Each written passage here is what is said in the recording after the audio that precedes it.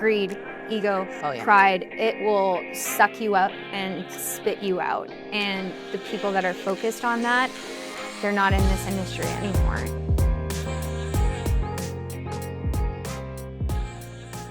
Cheers! Cheers. So welcome, Cristina Perez, Verdicts Vogue, and I'm here with Amy Barrie. Hi. Well, cheers. Cheers first, cheers, Yeah, cheers. cheers, and then you actually have to. Mm-hmm. Yes. Otherwise, it's bad luck. Yeah. So with Amy, I have the honor of sitting here with Amy because I like to think that I am motivated, determined, goal-oriented, and she puts me to shame. Oh my gosh. To shame. No. Yes. No, I have such high regard for you. I look at you the exact same. I'm like, Cristina is hustling and bustling and she is crushing and Girl. But you need people like that in your circle. Well, your story. I want people to know your story. So you're currently with Broughton Partners and you've been with them now for 8 years? Since 2018. So, moving on to 9 years. And tell us about Broughton Partners and what they do for those who don't know. Yeah, so Broughton Partners is Goldwater law firm, and we are a nation advertising firm. So we help PI firms deploy capital into the mass tort space, but also, too, we help claimants who have been harmed by corporate negligence get into the best litigations dockets possible, because that's how you create corporate change and that's how you create global change. And so it's actually really cool. Cristina, I was meeting with a UK firm today, and it just really clicked and resonated with me. Just actually the power of what we're all a part of in this plaintiffs industry is we're not just creating institutional changes and, policy changes with Johnson & Johnson or Boy Scouts in the United States, but it's actually a global movement. We're creating global change. This isn't just Johnson & Johnson changing their ingredients in the talcum powder, but it's global change. And, with the efforts that my firm does, mind you, we play, a small role. We're not the litigating firm, but our industry as a whole is really the David versus Goliath. And I'm just really proud to be a part of that. I love that. Because of the efforts that we've done in the Boy Scout litigation, for example, there will never be a predator that's going to be able to be a part of that kind of institution that doesn't get a criminal background check by an insurance company now. It's crazy that it takes a huge litigation to just do something that's so simple. So simple. Yeah, you would think Roblox, for example. That's currently ongoing, right? It's currently ongoing, yes. Please tell everyone about what you did and how you became involved in Broughton Partners. I've always had this high goal for myself to be a part of something that was going to change the world. I've always had that feeling since I was really young, that I wanted to be a part of something great and do, I think all of us who aspire to do big things with our lives feel that internal burn and always have that desire to move really fast. And all throughout university, I was always a part of either startups or, I launched my first business in my first year of university. It was in the fitness space, and I carried that out throughout the 3 years of my school, 4 years of school. And then I got involved in a marketing, a boutique marketing company, my last year of university. And they gave me this lead generation project. And so they wanted me to basically create a spreadsheet of every single law firm in the United States and Canada and doctors' offices. And so I still have it on my phone. It's this. Yeah, it's on my Google Drive. But I spent 3-4 months in my mom's basement just making this massive spreadsheet of every single firm in Canada, the United States, different provinces, states, emails, names, addresses, And so my boss at the time, she's like, we're going to Florida. I need you to buy your plane ticket down there. But there's this group of attorneys down there that want to buy your lead list. Like, it's going to be worth it for you, right? I didn't have any money. Like, I'm broke university student, right? And you're in Canada. And I'm in Canada. I'm in Calgary, Alberta, right? Looking back on it now, she really just should have bought my plane ticket. Right? Why did she just buy it? I don't know. Anyways, you look back on life and you're like, anyways. I guess because she was like paying for everything else. And she's like, if you can afford the plane ticket, you can come. Like, I'm done. So you did all the work, but now pay for your own ticket. But it's okay. It's okay. I think it made you want it more. I think you like scrounged up the money. Also, too, like, this is part of the story. I've always worked for free for people that I've wanted to learn from them. And like, if I saw them doing something that I wanted to do, I'm like, how can I add value to you? Like, I'll work for you for free. I just want to learn from you. Like, that was always the mindset that I had growing up and, you know, and in school, because I was just so hungry for something more than what I was doing. Right. And so I had probably that same attitude of like, you know, let me come along and I'll pay my own buy my own plane ticket. So I ended up like doing this mass closet sale on Facebook advertising. Oh my goodness, I didn't know this part of the story. Oh yeah, like I was selling like my Nintendo DS charger all the way down to like yoga balls that I found in my mom's closet, or like socks, or just like the most random things. How much was the ticket? I don't know. I have no idea. I have no idea. Anyways, I ended up getting enough money for this plane ticket. It was a one-way. I packed a carry-on. One way. Told my mom I would be back like, you know, the week after that. And I got myself down there. And I think we got down there like maybe 3 days before this big meeting with this group of firms that was interested in this lead list that we made. And over the 3 days, his name is Steve Smith, who's my partner now, but he picked us up from the airport, and over the 3 days leading up to the meeting, I kept on overhearing him on all of his sales calls, and he was talking about like these $100,000 deals, these $200,000 deals, but he was talking about this drug called Invokana, which was a diabetes medication at the time, and it made people like lose their like toes or like limbs, like some sort of complication. So he was talking like a neuropathy kind of thing? Yeah, kind of. And so he's like, 2 toes are missing, like 150,000. I'm like, this guy is like a drug dealer and like in some kind of gang. Like, I don't know what I got myself into, but I'm like, this is so cool. And I want more. Yeah, I want more. And so I'm just like overhearing this fascinating like business and like these crazy deals. And so fast forward, we have this meeting with these guys that are interested in this list. And long story short, I talked to Steve and I'm like, I'll give you this list for free if you teach me what you do. Like, give me 6 months. And at the end of this 6 months, if you love me, keep me. And if you hate me, you can send me back to Canada and you can have the list. So yeah, no money. No money. Did no plan. No except plan. That you wanted to be there. I'm Canadian. Yeah, no place to live. And so we end up finding this place to rent in cash because we're also both Canadian. I end up getting an air mattress. I bum Wi-Fi from my neighbor. I end up borrowing his bike later on so I can just get around. And Steve's like, okay. And he's like, just here's a notepad, go on Google and just start looking up firms that advertise for Roundup or hernia mesh. And I would just cold call law firms on Google, just being like, hey, like, are you buying Roundup? Nope. Okay, bye. And the first firm that I ever got on the phone, I forgot his name, but he was like, what do you do? I'm like, I have no idea. And I just hang up the phone. But the first firm that gave me the time of day was Will Lemkel from Morris Sullivan and Lemkel. Okay. And I remember calling him and he's like, so what do you do? I was like, I don't really know. He's like, that's okay. Like, Oh, that's so sweet. yeah, It's like, yeah. that was a gift. Yeah, that was such a gift. And like to this day, he's such a near and dear friend of mine and he's done so much for me.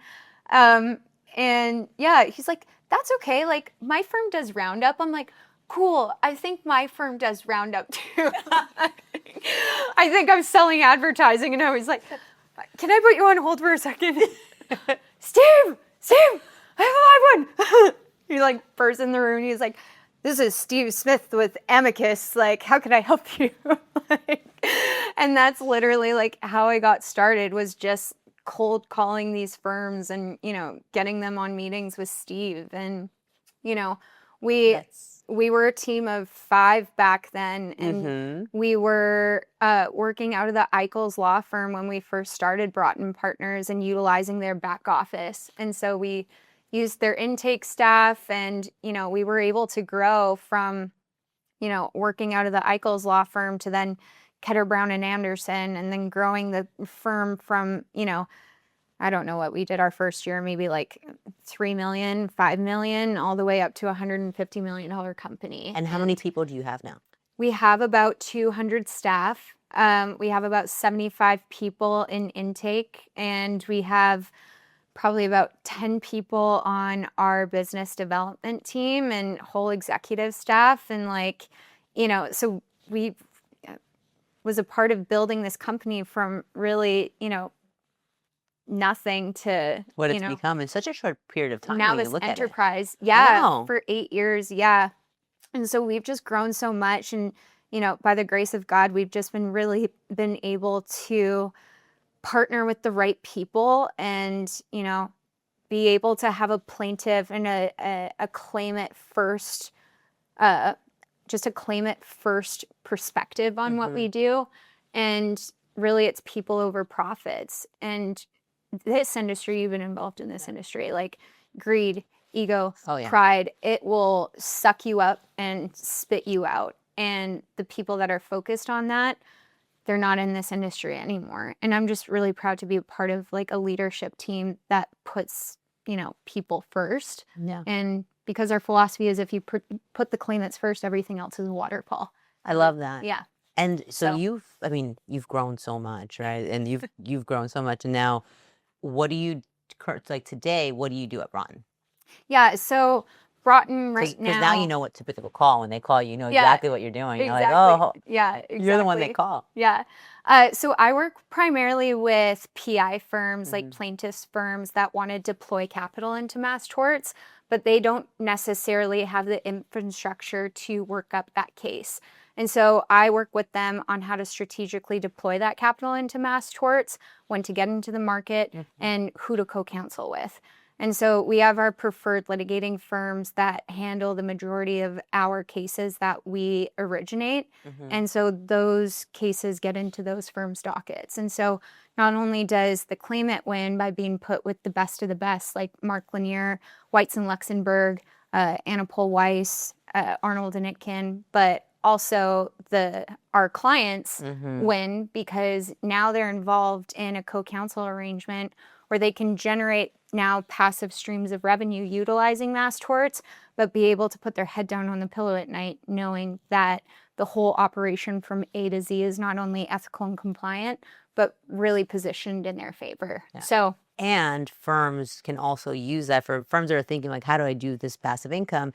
You can actually use it as an advertising cost, and you can 1,000%. So that's a good way of like transitioning and getting your foot wet too, for those firms that are thinking about expanding their practice without actually having to dedicate like a whole team and staff, because it's a whole different animal when you're dealing in the mass torts world. Yeah.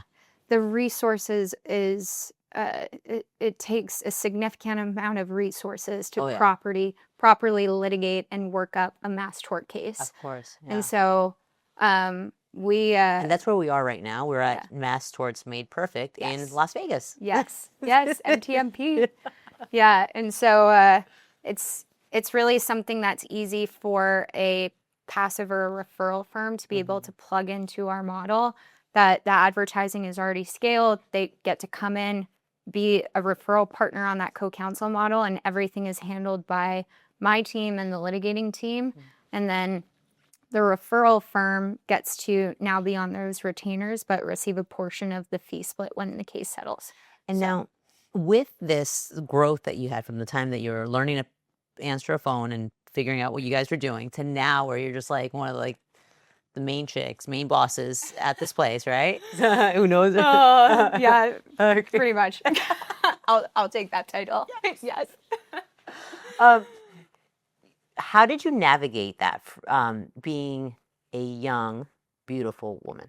Oh, well, thank you. Because I know I know that it's not easy Eh. when you are in the space which is still It's male dominant. male dominant. Yeah. I'm one grateful for it because I mean, I'm the only girl in my family really, like, and I'm the youngest out of all of my cousins, and you know, I have an older brother too. And so I've always kind of been a part of like the boys club, and I've really always been kind of like a lone ranger too in life, really. I mean, one, it's really being confident in who you are. You don't need to be confident in like the knowledge that you have, especially being young, entering into an industry like this. Like, I'm always a student, like I'm always learning. And if I don't know something, like people can sniff out bull crap Of course. very quickly. Oh yeah. And as you know, being 21 or 22, sitting at like the top trial firms in the country, being like, so, and I think just people have had a lot of respect in watching my hustle and my drive throughout these years of, you know, being able to get into rooms that maybe not other people can get into just because I'm so curious all the time. I love that. And I, you know, I genuinely really care. Like, there's a deep care for my clients. There's a deep care for how I advise them or help them navigate throughout stuff. And I take it really personally when things don't work out, maybe more personally than I should. Oh. And so, yeah, it's you know, and also when I first got into it, like, you go through the ego trip too. Well, the ego death is what I like to call it. Okay. Tell Right? us about this ego death while I Yeah. serve us more champagne. Yeah. Okay. I'll take a sip of the ego death. Yeah. As we get into ego death, Yeah. this is a term you've coined. Yeah. And so, like, I remember when I first started to make, you know, money in this industry of, like, you know, got my first commissions check and I was able to pay off my student loans and, like, watch out, world, right? Yeah. I don't have any loans. We're getting the organic beef today. Yeah. Goodness. Yeah. And Grass-fed all the way. Grass-fed all the way. Well, now that's really important. You need to get grass-fed. It is, and it's a staple in my household Yeah. too. But I mean, I like when I was first starting to close deals, like, you know, I got like a little bit of chip on my shoulder and, like, you know, thought that I was kind of the bee's knees. And I remember it being at Mass Torts Made Perfect, and a colleague of mine like pulled me aside and gave me an ego check. And he's like, listen, I know that you're like young and you're starting to like see some wins, but people see that and people remember that, and it's not the reputation that you want to have. Okay. And that like humbled me really quick. Really? And I was like, how old were you? I was 22. Yeah. When that happened? I was 22 when that happened. And it just quickly reminded me of, yes, there's eyes that are always on you. Yeah. And people remember on how you've made them feel, not what you like said or did to them. That's Maya Angelou. Right? Right, yeah. And I always want to make people feel loved, heard, and cared for and seen. And so whenever I'm entering into a conversation, that being a focus of mine, not, you know, if I can say fancy words or I can, you know, have my ego being filled by it or like my pride. Because if I walk away from a conversation and me leading with that, it's never led into anywhere fruitful. Right.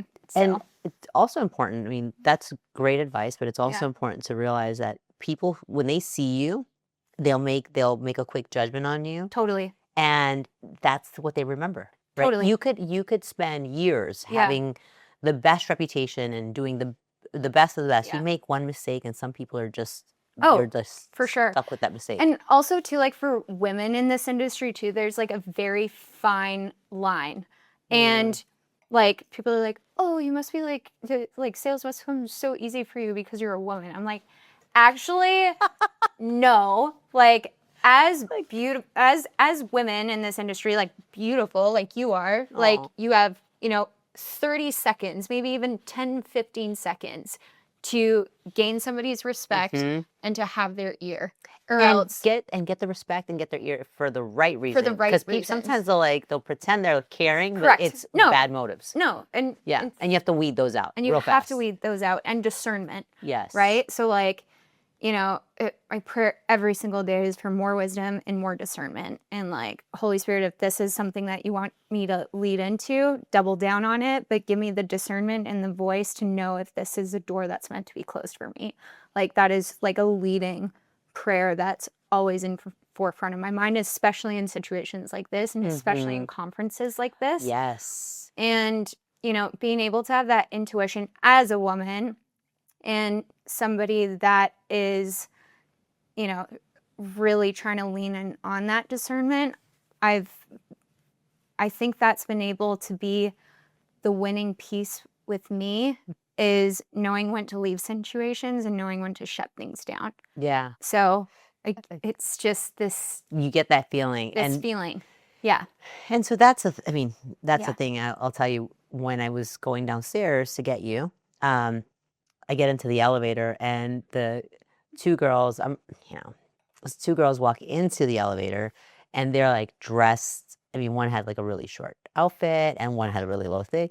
Yeah. And someone in the elevator asks, "Oh, so are you here for the conference?" And like, "Oh, like what do you do?" "Oh, well, we're I don't know if they use the word business development or for some vendor." Yeah. Right. And Yeah. so a lot of times it's like, and they were like really cute looking girls, but it's Yeah. like, but they were done up a certain way where it's like, Mm-hmm. yeah, Yeah. where they're flaunting it in Yeah. order to get business attention and so forth. And it works. It works for the right clientele. It doesn't Yeah. work for smart money, though, Yeah. is from what I've seen. Yeah. Yeah. That's like a short-term goal. It's a super short-term goal. Yeah. Yeah. And so, I want to be more like, I want women to want to sit down with me and talk with me, right? And I want women to feel comfortable when they're sitting down and talking to me, right? Because like if you're dressed in provocative stuff in some sort of way, that can just like... Well, we say that as I'm sitting in a corset, but But it's sophisticated taste. Like there is.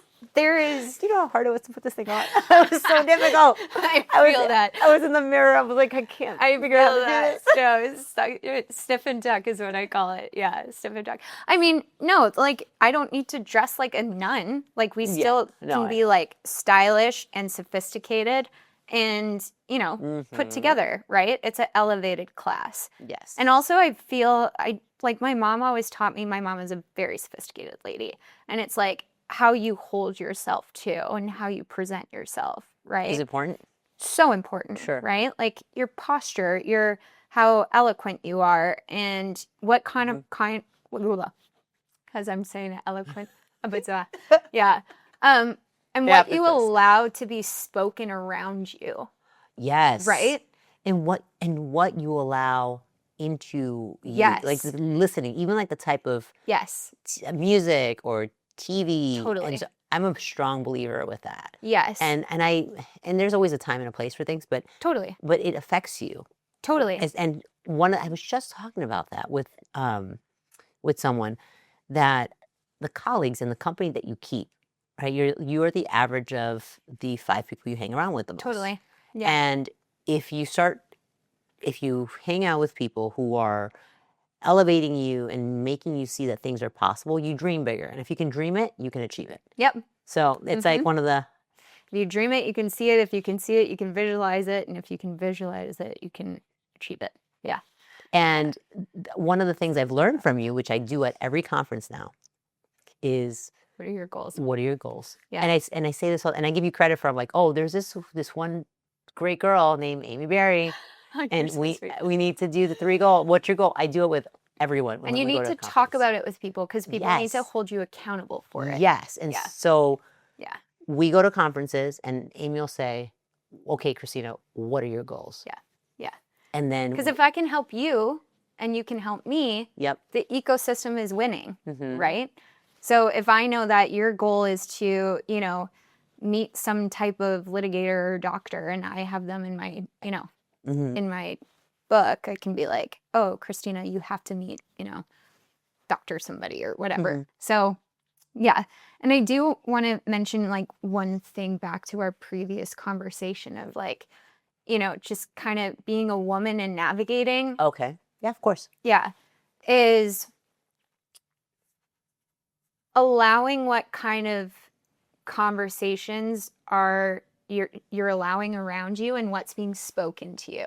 Because oh yeah, there will be some crazy cat that feels like he can, you know, say something about how I look or whatever.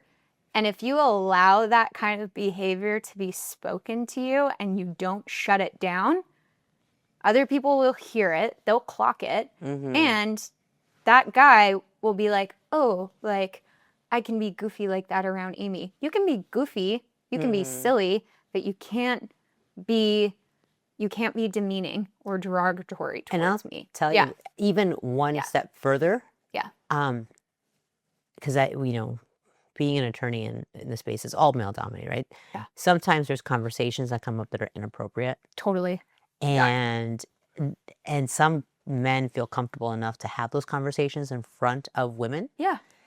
Whether it's like a raunchy joke or something that happened the night before or some whatever. I don't allow those either in front of me. Yeah. Because I don't want to be part of that conversation. Totally. Because then you're allowing that environment in front of you, and then they see that it's okay to talk about things like that in front of you. Yeah. And I walk away. Yeah. And it's I think it's just something that women in professional industries need to have like a strong hold of being like, this is my line. I hate the word boundaries. I hate the word boundaries. You can come at me later, but I hate the word boundaries.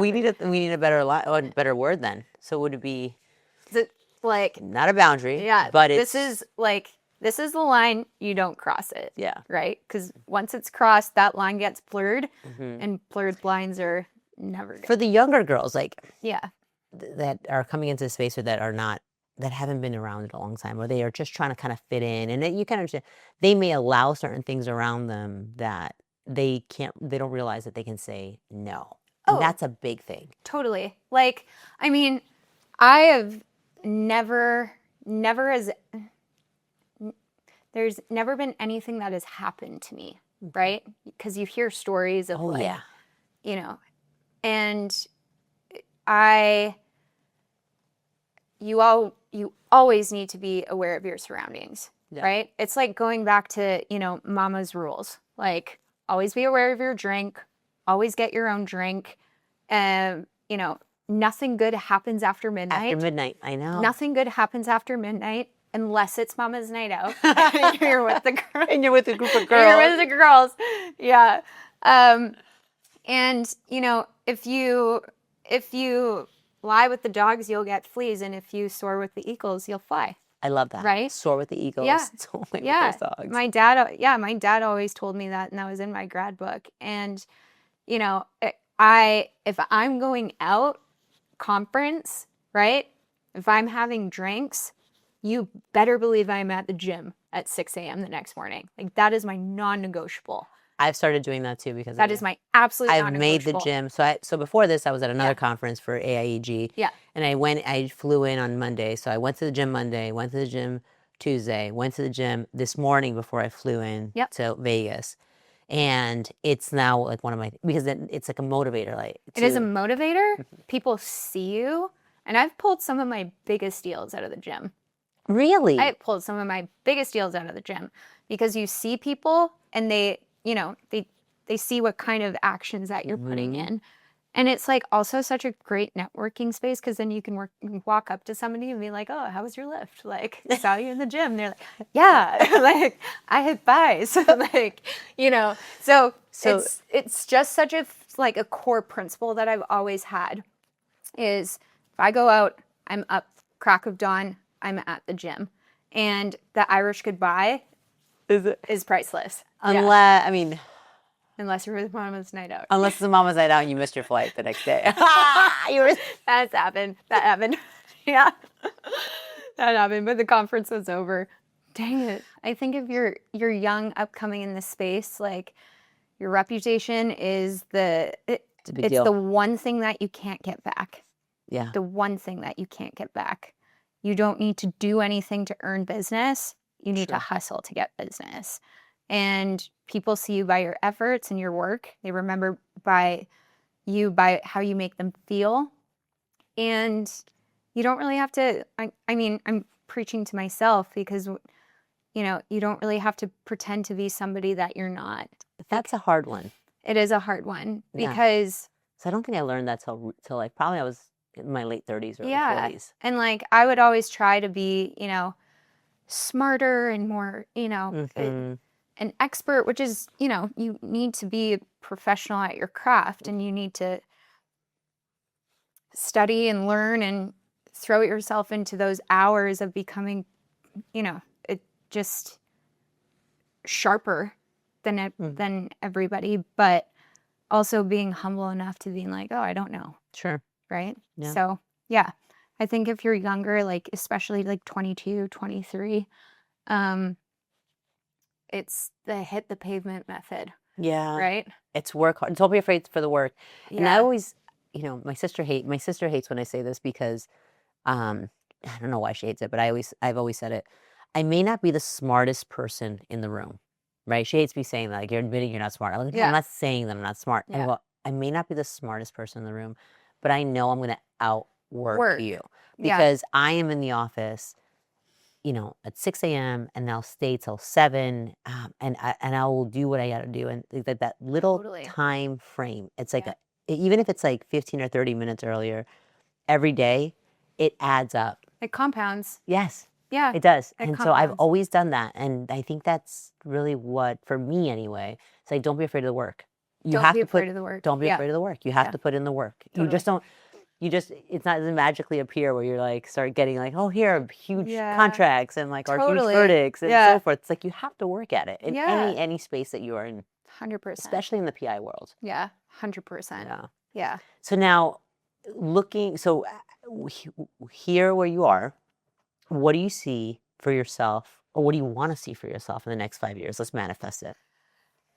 This question comes at the perfect time because over the last, I would say like 2 weeks, at the beginning of every quarter, I kind of treat it as like a new year. And I do quarter reviews, I do year reviews, and see what's working, not working, and what the vision and the goal is. And I'm 30, and by the time I'm 33, I would love to exit my firm. I see myself maybe with 2 kids, and I would love to start something of like my own women's empowerment something. I don't know if that's like sales coaching. I don't know if that's business coaching. I don't know what that looks like, but something that I can really just pour into other people and bring them up. Because I think you'd be fantastic as a coach or a trainer, as like for people who need it, like especially if it's. And I told you this before. I'm like, hey, train some of my people to be. And you can't teach hunger. You can't teach vision. No, you need to have a base, but you can always refine what's there. Totally. And like I have a great team. Some of them may need just a little bit of polish, right? Yeah. So that they can know, they don't know what you don't, and no one knows what they don't know. So it's like, if you can kind of hone that, I'd be your first client. Oh my gosh. Love that. All right. Support you. Okay. It's on camera. I got you. I got it. Deal done. I love it. Go one, checked out. Yeah, New client. Yeah, next. No, I love that. No, you've always been such a great supporter of me and always such a fantastic cheerleader. And that's always so important to have. Oh. Yeah. I was talking with my niece's fiance, who's such a wise man beyond his years. Yeah, he's Okay. 28, and he gave me like the cross analogy. You need the people ahead of you doing things that you look up to and that they can bring you up. You need the people that are doing kind of the same things in life as you are, so you can do life with them. And then you need people that are behind you that you can pull up. And I've just been very blessed in this space to having such amazing mentors. And, being younger, you're just surrounded by people that are doing incredible things and that can pull you up and want to help you. Right. And so, yeah, for the next 5 years of my life, like my goal is really to have some more people that are below me that I can speak life into and that I can pull up. Rapid fire questions. Ready? Yeah. I'm going to ask you. Coffee or tea? Coffee. Favorite movie? Ooh, What About Bob? Love that movie. Favorite song? Favorite song. Oh man, rapid fire. Ooh, favorite song. I don't know, probably like something by Rihanna. That's a good one. Yeah. Okay. Yeah. Or just all of Rihanna. We'll just say I Rihanna. love Rihanna. Yeah. I was listening to that the other day with Umbrella. I like the song Umbrella. I don't know why I love that song. I really love that song. I Okay. love it. She's so good. What instantly gets you into a good mood? What instantly gets me into a good mood? I don't know, like planning a vacation. Ooh. Like booking a flight. I'm like, yeah. That's a good one. Yeah. Or like pop a bottle of champagne. Actually, yeah. I take the flight ticket back. The pop, I'm like, it's going to be a good day. It's always a great day when there's some champagne involved. And extra huge glasses. Because you notice how much bigger these are. These are wine glasses, girlfriend. Yeah. That's all I had. It's perfect. Yeah. If you could give your younger self advice, what advice would that be? Be patient. Yeah. It would be patient. Yeah. And last question. What do you want your kids to say about you? I want my kids to look up to me and just being so proud and wanting to look at what both my husband and I have done and to show them what's possible.